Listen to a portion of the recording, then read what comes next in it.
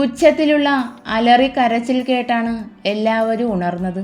സൂസന്റെ ശബ്ദം ആ വീടൊന്നാകെ ഇളക്കി മറിച്ചു. എല്ലാവരും ഓടി വരുമ്പോൾ റൂമിലെ എല്ലാ സാധനങ്ങളും നിലത്ത് വാരി വലിച്ചിട്ടിട്ടുണ്ട്.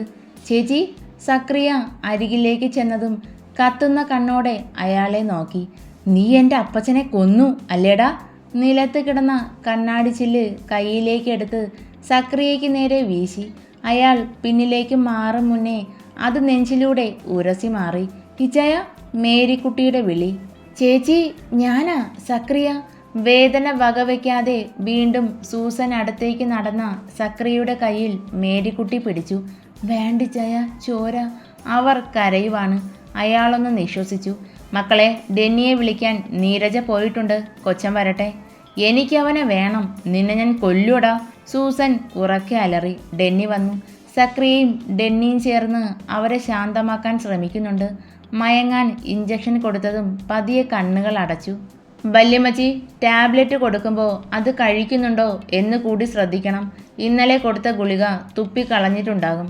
ഇനി ഇങ്ങനെ ഉണ്ടാവരുത്, അല്ലെങ്കിൽ ഹോസ്പിറ്റലിലേക്ക് മാറ്റേണ്ടി വരും. അവൻ കടുപ്പത്തിൽ പറഞ്ഞ് സക്രിയയെ നോക്കുമ്പോൾ ഷർട്ടാകെ രക്തം പടർന്നിട്ടുണ്ട്. ആനി, ആ മുറിവ് ക്ലീൻ ചെയ്ത് കൊടുക്ക്. ആഴമുള്ളതാണേൽ ഹോസ്പിറ്റലിൽ കൊണ്ടുപോകാം, ഡെന്നി പറഞ്ഞു. അവൾ വെപ്രാളത്തോടെ നിന്നു. കൈ വിറയ്ക്കുന്നുണ്ട്. അവന് ചിരിയാണ് വന്നത്. എന്താ ആനി, 2 മാസം കൂടി കഴിഞ്ഞാൽ നഴ്സാണ്. ഈ മാലാഖയ്ക്ക് രക്തം കണ്ടാൽ പേടിയുണ്ടോ? ഇല്ലേച്ചാ, അത്. അവൾ സെറ്റിയിലിരിക്കുന്ന സക്രിയയെ നോക്കി. തിരിഞ്ഞ് റൂമിലേക്ക് പോയി ഫസ്റ്റ് എയ്ഡ് ബോക്സുമായി പെട്ടെന്ന് വന്നു. തറയ്ക്ക് വേദനിക്കും എന്ന രീതിയിൽ പതിയെയാണ് നടപ്പ്. സക്രിയ തല താഴ്ത്തിയിരിക്കുന്നു. സൈഡിൽ വല്യമ്മച്ചിയും മേരിയമ്മയും നിൽക്കുന്നുണ്ട്. അവൾ ഡെന്നിയെ നോക്കിയതും അവൻ കണ്ണ് ചിമ്മി. ചുണ്ടനക്കി എന്തോ പറഞ്ഞതും പെണ്ണ് തല വിലങ്ങനെ കുലുക്കി. വിളിക്ക് പൊന്നാ, പ്ലീസ്. പപ്പ. സക്രിയയുടെ ഉള്ളം ഒന്ന് പിടച്ചു. വിങ്ങലോടെ തല ഉയർത്തി. ഞാൻ മുറിവ്. അവൾ പൂക്കുല പോലെ വിറയ്ക്കുന്നുണ്ട്. ഗൗരവമില്ലാതെ അയാളൊന്ന് മൂളി. സെറ്റിയിൽ ചരിഞ്ഞിരുന്ന് അവൾക്ക് ഇരിക്കാൻ സൗകര്യമൊരുക്കി. ഷർട്ടിൻ്റെ ബട്ടൺ ഇളക്കി മാറ്റിയത് നിഷയാണ്. സക്രിയ ആ നിഷ്കളങ്കമായ മുഖത്തേക്ക് നോക്കിയിരുന്നു. മേരിക്കുട്ടി അതിശയത്തോടെ വല്യമ്മച്ചിയുടെ കയ്യിൽ തോണ്ടി. എന്നതാടി? അമ്മച്ചി കേട്ടോ പപ്പാന്ന്. ഞാൻ മേരിയമ്മയും. ത്രേസ്യാമ്മയുടെ കണ്ണുകൾ നിറഞ്ഞു. മുറിവിൽ മരുന്ന് വയ്ക്കുമ്പോൾ സക്രിയ എരിവ് വലിച്ചു. ദേ കഴിഞ്ഞു പപ്പേ. മരുന്ന് വയ്ക്കുന്ന കൂട്ടത്തിൽ അവൾ ഊതുന്നുണ്ട്. അയാൾക്ക് ശരീരം തളർന്നു പോകും പോലെ തോന്നി. നെഞ്ചിടിപ്പ് ക്രമാതീതമായി വർദ്ധിച്ചു. ഇച്ച, സ്റ്റിച്ചിടേണ്ട മുറിവല്ല, എന്നാലും വേണേൽ ഹോസ്പിറ്റലിൽ പോകാം, നിഷ ഡെന്നിയെ നോക്കി പറഞ്ഞു. ഹോസ്പിറ്റലിൽ പോകണ്ട, മരുന്ന് വെച്ചാൽ മതി, അങ്ങ് കരിഞ്ഞോളും. അയാൾ നിറഞ്ഞു വരുന്ന കണ്ണുകൾ മറച്ചു പിടിച്ച് ധൃതിയിൽ റൂമിലേക്ക് കയറി. ഓപ്പൺ ബാൽക്കണിയിൽ ഗാഢമായ ആലോചനയിലാണ് ഡെന്നി. നിഷ അടുത്ത് വന്ന് നിന്നു. ഇച്ചായൻ ഇവിടെയെങ്ങും അല്ലേ? മനസ്സിൽ പറഞ്ഞു. ഡെന്നിച്ച. അവൻ തലചരിച്ചു. ആ, വന്നോ? ചേട്ടൻ്റെ കല്യാണമൊക്കെ കഴിഞ്ഞില്ലേ? ഇനി എന്ന് മുതലാ കോളേജിൽ പോയി തുടങ്ങുന്നത്? അത്. വിരലിൽ ഞൊട്ടയിട്ടുകൊണ്ട് അവൻ്റെ തോളിലേക്ക് ചാരി കിടന്നതും വലത് കൈവച്ച് അവളെ ചേർത്ത് പിടിച്ചു. എക്സാമിന് ഇനി വിരലിൽ എണ്ണാവുന്ന ദിവസമേ ഉള്ളൂ, നിഷ പറഞ്ഞു. ആ, അതിനിപ്പോൾ എന്താ ആനി? നീ പഠിച്ചതല്ലേ, ടെൻഷനുണ്ടോ? അതൊന്നുമല്ല. അവളുടെ മുഖം വെട്ടിത്തിളങ്ങുന്നു. ഡെന്നി കണ്ണുരുട്ടി. പറയടി പെണ്ണെ. പിന്നെ നമ്മുടെ കല്യാണം അല്ലേ ഇച്ച? ഡെന്നിക്ക് ചിരി വന്നു. ഓ, അതിൻ്റെയൊക്കെ ആവശ്യം എന്താ? നീ എൻ്റെ ഒപ്പം മുംബൈക്ക് വരില്ലല്ലോ. എൻ്റെ ആവശ്യങ്ങൾക്ക് മറ്റാരെയെങ്കിലും നോക്കാം. ദേ, എനിക്ക് ദേഷ്യം വരുവാ ഇച്ചായ. ഞാനും വരും. എനിക്ക്. അവൾ നാണത്തോടെ മുഖം താഴ്ത്തി. ഡെന്നി ആ ചുവന്ന് കയറുന്ന മുഖം കൈവെള്ളയിൽ വാരിയെടുത്തു. നിനക്ക് പറയ്, എനിക്ക് ബാക്കി കേൾക്കണം. ഞാൻ പറയില്ല. ഡോക്ടർക്ക് ആ കാര്യം ഈ പാവം നഴ്സ് പറഞ്ഞു തരേണ്ട ആവശ്യമില്ല. ഓ, അങ്ങനെ. എന്നാലേ ആ മോഹം ഈ കുഞ്ഞു മനസ്സിൻ്റെ കോണിൽ തന്നെ വെച്ചേക്ക്. പതിയെ പതിയെ സാധിക്കാം. അവളെ ഒന്നുകൂടി ചേർത്ത് നിർത്തി. ഇന്ന് എൻ്റെ കുഞ്ഞിപ്പെണ്ണിന് സന്തോഷമുള്ള ദിവസമായിരുന്നില്ലേ? ആ, ഒരുപാട്. ഞാൻ പേടിച്ചു പപ്പാന്ന് വിളിച്ചാൽ വഴക്ക് പറഞ്ഞാലോ എന്ന്. പക്ഷേ ഇല്ല, ഒന്നല്ല 3 പ്രാവശ്യം വിളിച്ചു. ആദ്യമായ കേൾക്കെ വിളിക്കുന്നത്. അവളിലെ സന്തോഷം കണ്ണുകൊണ്ട് ഒപ്പിയെടുക്കുവാണ് പുറത്തു നിന്ന ആ മനുഷ്യൻ. അങ്കിളിൻ്റെ മനസ്സിലെ മഞ്ഞുരുകി തുടങ്ങിയെന്ന് ഇപ്പം വിശ്വാസമായില്ലേ ആനി? നമ്മുടെ മിന്നുകെട്ടിന് എൻ്റെ പപ്പ എനിക്കൊപ്പം ഉണ്ടാകും അല്ലേ ഇച്ച?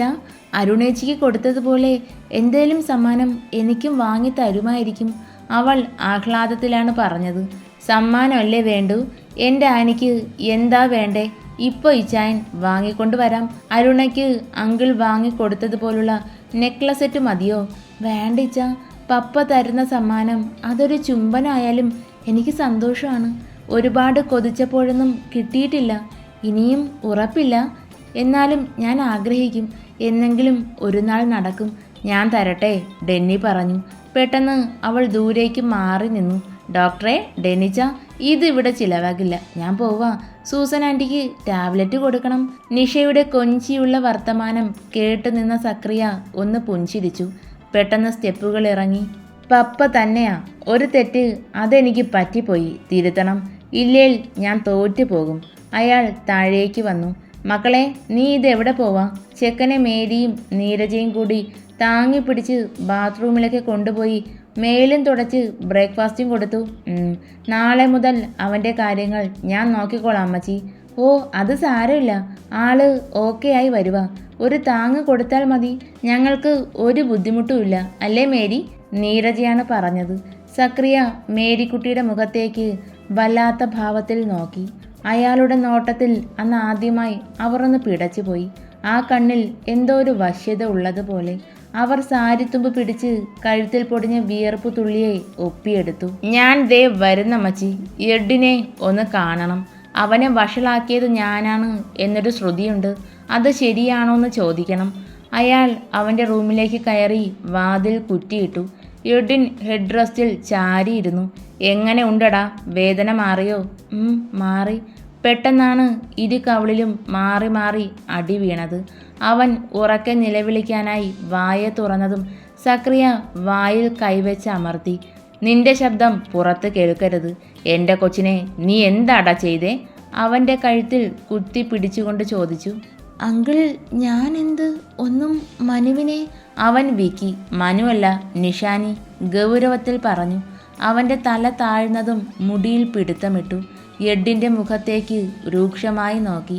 എൻ്റെ ചേച്ചി സ്വത്ത് മോഹിച്ച് അവളെ നിന്റെ പെണ്ണായി വേണമെന്ന് ആഗ്രഹിച്ചപ്പോൾ എതിര് പറയാതിരുന്നത് എൻ്റെ കൊച്ചിനെ. നിനക്ക് ഇഷ്ടമാണല്ലോ, നീ അവളെ സ്നേഹിക്കും എന്ന വിശ്വാസത്തിലായിരുന്നു.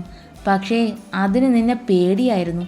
കാരണം എന്താന്ന് അമ്മച്ചി പറഞ്ഞപ്പോഴാ ഞാൻ അറിയുന്നത്. പന്ന മോനെ, നീ നിന്റെ തന്തയുടെ ഗുണം എൻ്റെ കൊച്ചിൻ്റെ അടുത്ത് കാണിച്ചു അല്ലേടാ? അതിനെ വേദനിപ്പിച്ചു. എവിടേക്കോ അയാളുടെ കൈ പതിയുന്നുണ്ട്. വേദനയിലും അവൻ വായ തുന്നിക്കെട്ടിയതുപോലെ കല്ല് കണക്കയിരുന്നു. ഞാൻ അറിവില്ലായ്മ കൊണ്ട് അവളെ ഞാൻ കല്യാണം കഴിച്ചോളാം. സക്രിയയുടെ കൈ തരിച്ചു കയറി. ദേഷ്യത്തിൽ മെത്തയിൽ ആഞ്ഞിടിച്ചു. മിണ്ടിപ്പോകരുത്, എല്ലാം അറിഞ്ഞ് അവളെ സ്നേഹിക്കാനും കൊഞ്ചിക്കാനും ഇവിടെ ഒരുത്തനുണ്ട്, അവൻ മതി. ഇനി നിന്റെ നോട്ടം പോലും എൻ്റെ കൊച്ചിൻ്റെ മേലെ പതിച്ചാൽ നിഷാനിക്ക് ഒരപ്പനുണ്ട് എന്നത് നീ മറക്കണ്ട. ഒന്ന് തള്ളു നിന്നെ ഞാൻ. അയാളുടെ ചൂണ്ടുവിരൽ എഡിനു നേരെ നീണ്ടുവന്നു. ആ, ആര്? നിഷാനി ആരാ? അവൻ വീങ്ങി ചുവന്ന കവിളിൽ കൈവച്ചു. ഡെന്നി സാമുവൽ, നിന്റെ ചേട്ടത്തി. ഇനി അതാണ് നിഷാനിയുടെ സ്ഥാനം. മുണ്ടും മടക്കി കുത്തി പുറത്തേക്ക് വരുന്ന സക്രിയെ കണ്ടതും വല്യമ്മച്ചി തല താഴ്ത്തി ചിരിച്ചു. മേരി, ഒരു ചായ വേണം. അയാൾ അടുക്കളയിലേക്ക് നോക്കി ശാന്തമായി പറഞ്ഞു. ത്രേസ്യാമ്മയ്ക്ക് അടുത്തായിരുന്നു. പത്രം കയ്യിലേക്ക് എടുത്തു നിവർത്തി. എന്തായി മക്കളെ, കൊടുത്തോ? ഹാ, അവൻ്റെ വയ്യായിക കണക്കിലെടുക്കണ്ടേ? ഇനി നന്നായിക്കോളും. ചായ. മുന്നിലേക്ക് നീണ്ടുവരുന്ന കൈയുടെ വിറയൽ. ആദ്യ രാത്രിയിൽ എല്ലാം തുറന്നു പറയുമ്പോൾ പോലും അവൾ ഇതുപോലെ വിറച്ചിട്ടില്ല എന്ന് സക്രിയ ഓർത്തു. അവരുടെ വിറയാർന്ന വിരലിൽ ഒന്ന് തഴുകിക്കൊണ്ടാണ് ഗ്ലാസ് വാങ്ങിയത്. വല്യമ്മച്ചിയുടെ കണ്ണുകൾ കൂർത്തു. എൻ്റെ കർത്താവേ, ഇനി ഇതും കൂടി കാണണോ? ഹാ, അവർ സന്തോഷമായി ജീവിക്കട്ടെ, അത് മതി. ത്രേസ്യാമ്മ നൈസിന് കിച്ചണിലേക്ക് വലിഞ്ഞു. ചായ കുടിക്കുന്ന സക്രിയയുടെ മുഖത്തേക്ക് നോക്കി അല്പസമയം നിന്നു. പിന്നെ തിരിഞ്ഞു നടന്നു. നിനക്ക് കപ്പെടുക്കാൻ മറ്റാരേലും വരുമോ? രണ്ടാമത് ഒരാളെ കൂടി കൊണ്ടുവരാൻ എനിക്ക് കഴിയും. പെട്ടെന്ന് മേരിക്കുട്ടിയുടെ മുഖം വാടി. എല്ലാം എൻ്റെ തോന്നലാ. ഇച്ചായൻ എന്നെ ശ്രദ്ധിക്കുന്നതേയില്ല, ഞാനാ മണ്ടി. അയാൾ ചായക്കപ്പുമായി അടുത്തേക്ക് വരുന്നുണ്ട്. ഇന്ന് ഓഫീസിൽ നിന്ന് നേരത്തെ വരാം. നിന്റെ വീട് വരെ പോകാം. അമ്മച്ചിയെ കണ്ടിട്ട് ഒരുപാടായില്ലേ. മേരിക്കുട്ടി സ്വപ്നം കാണുവാണ് എന്ന പോലെ വായും തുറന്ന് കണ്ണും മിഴിച്ചു നിൽക്കുന്നു. അയാൾ പുഞ്ചിരിച്ചതും സ്വപ്നമാണെന്ന് തന്നെ ഉറപ്പിച്ചു. എന്താടി? സക്രിയ അവരുടെ കയ്യിൽ ഒന്ന് പിച്ചി. ഇച്ചയ, സ്വപ്നമല്ല, റെഡിയായി നിന്നോ. അവർക്ക് കരയാനാണ് തോന്നിയത്. ശബ്ദം പുറത്തേക്ക് വരാതെ കടിച്ചമർത്തുമ്പോൾ സഹതാപത്തോടെ അവരെ ആ നെഞ്ചിലേക്ക് സ്നേഹത്തോടെ ചേർത്തു. ഇച്ചയ, സ്വതവേയുള്ള ഗൗരവത്തിൽ തന്നെ മൂളി. എന്നാലും ഒരു സ്നേഹം അയാളിലുണ്ടെന്ന് മേരിക്കുട്ടി അറിഞ്ഞിരുന്നു. നിന്റെ ഹരിയേട്ടൻ വിളിച്ചോ അനി? വിളിച്ചു. ആള് ഒരുപാട് സന്തോഷത്തിലാ. എന്നെ ഇതേവരെ ആ തെണ്ടി വിളിച്ചില്ല. ഒന്ന് വിളിച്ചു നോക്കട്ടെ. ഷോ, ഇതാരാ? ഒന്ന് ഉറങ്ങാനും സമ്മതിക്കില്ലേ? ഹരി കണ്ണ് തുറക്കാതെ ബെഡിൽ പരതി. ഫോൺ കയ്യിൽ തടഞ്ഞതും ഒന്ന് നീക്കിക്കൊണ്ട് ചെവിയിലേക്ക് വെച്ചു. ഹലോ, ഉച്ചമയക്കം തീർന്നില്ലേടാ? ഒരാഴ്ചയായി. എൻ്റെ അരുണ ജീവനോടെ ഉണ്ടോ ഡെന്നി? പെട്ടെന്ന് ഹരി കണ്ണുകൾ തുറന്ന് തല ചരിച്ച് സൈഡിലേക്ക് നോക്കി. ഇവള് ഇതെവിടെ പോയി? എടാ ഹരി, നീ വീണ്ടും ഉറങ്ങിയോ? ഇല്ല ഡെന്നി. എന്താ, നിങ്ങളെ ഈ വഴി കണ്ടതേയില്ല. അരുണ എവിടെ? അവളും ഉറക്കമാണോ? ഇല്ല, അമ്മയ്ക്കൊപ്പം കിച്ചണിലാ. ചായക്കുള്ള പലഹാരം ഉണ്ടാക്കുവാണ്. ശരിയെന്നാ, വല്ലപ്പോഴും കൂടി സമയം കണ്ടെത്തി വിളിക്കണം. കോൾ കട്ടായതും അവൻ ലുങ്കി മുറുക്കി ഉടുത്തു. ഇവൾക്ക് ക്ഷീണവും ഇല്ലേ? ബോഡി സ്ട്രെച്ച് ചെയ്തു. കണ്ണാടിക്ക് മുന്നിൽ നിന്നു. നെഞ്ചിൽ ആഴ്ന്നിറങ്ങിയ പല്ലിൻ്റെ പാട്. ഹരിയുടെ മുഖം ചുവന്നു. പതിയെ അവിടെ വിരൽ വെച്ച് തഴുകി. ഈ പ്രണയത്തിന് ഇത്രയും സുഖമായിരുന്നു ദൈവമേ. കള്ളച്ചിരിയോടെ നിലത്തായി കിടന്ന ടീഷർട്ട് എടുത്തിട്ടു. അമ്മ, അരുണ എവിടെ? കൊച്ചുതേ തുണികൾ നനച്ചിടുക. നിനക്ക് പിന്നെ ഇടുന്ന പരിപാടി മാത്രമല്ലേ ഉള്ളൂ? അവൻ വെളുക്കനെ ചിരിച്ചു. പുറത്തേക്ക് എത്തി നോക്കി. പാവം, അതിൻ്റെ ഒരു കഷ്ടകാലം. ആഡംബര ജീവിതം ആയിരുന്നില്ലേ? വന്നു വീണതോ കുപ്പക്കുഴിയിൽ. ഒരു AC ഉണ്ടോ? അത് പോട്ടെ. ഒരു വാഷിംഗ് മെഷീൻ വാങ്ങിക്കൊടുത്തിരുന്നെങ്കിൽ ആ അലക്കുകല്ലിൻ്റെ മൂട്ടിൽ നിന്ന് ഈ ഉച്ചവെയിൽ കൊള്ളേണ്ടി വരുമായിരുന്നു. എന്തു പറഞ്ഞാലും കറണ്ട് ബില്ല് വരും എന്നൊരു ന്യായം. സർക്കാർ ജോലിക്കാരനാ, പൂത്ത കാശുണ്ട്, എന്നാലും ദാരിദ്ര്യം. ദേവിയമ്മ പുച്ഛത്തോടെ ചുണ്ട് കോട്ടി. എൻ്റെ അമ്മ, ഞാൻ ആ പെണ്ണിനോട് പറഞ്ഞതാ AC-യും വാഷിംഗ് മെഷീനും വാങ്ങാന്ന്. അവള് സമ്മതിക്കണ്ടേ? ഇതൊക്കെ നല്ല രസമല്ലേന്ന് പറയും. ഞാൻ എന്ത് ചെയ്യാനാ? നീ ഒന്നും ചെയ്യണ്ട. ഇങ്ങനെ മണ്ടന കണക്ക് നോക്കി നിന്നോ. എനിക്ക് ഇത്തിരി തയ്യലുണ്ട്. നാളെ വടക്കേലെ രാധയുടെ മോളുടെ കല്യാണമാണ്.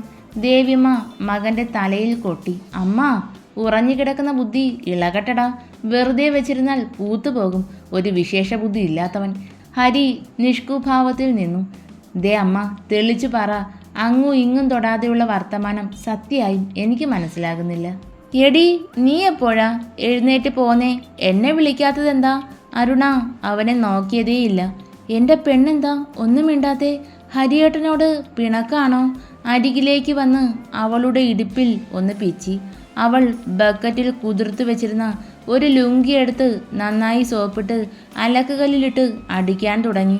ദേ കരിയേട്ടാ, എന്നോട് വിളച്ചിലെടുത്താലുണ്ടല്ലോ, ഈ ലുങ്കിയുടെ സ്ഥാനത്ത് നീ ആയിരിക്കും.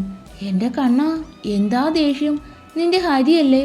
മാറുകെ, ഞാൻ അലക്കാം. വേണ്ട, അരുണ കെറുവോടെ പറഞ്ഞു. ഹരി അവളെ പിടിച്ചു മാറ്റി. അയ്യേ ഹരി, അയലത്തുള്ളവരൊക്കെ കാണും, മാറ്. എൻ്റെ ഭാര്യയുടെ തുണികൾ ഞാൻ അലക്കുന്നതിനിപ്പോൾ എന്താ? വെള്ളത്തിൽ പിഴിഞ്ഞെടുത്ത തുണികൾ അയയിലിട്ട് നടുവിന് കൈ താങ്ങി അവൾ നിന്നു. ഷോ, വയ്യ ഹരി, എന്താ ചൂട്.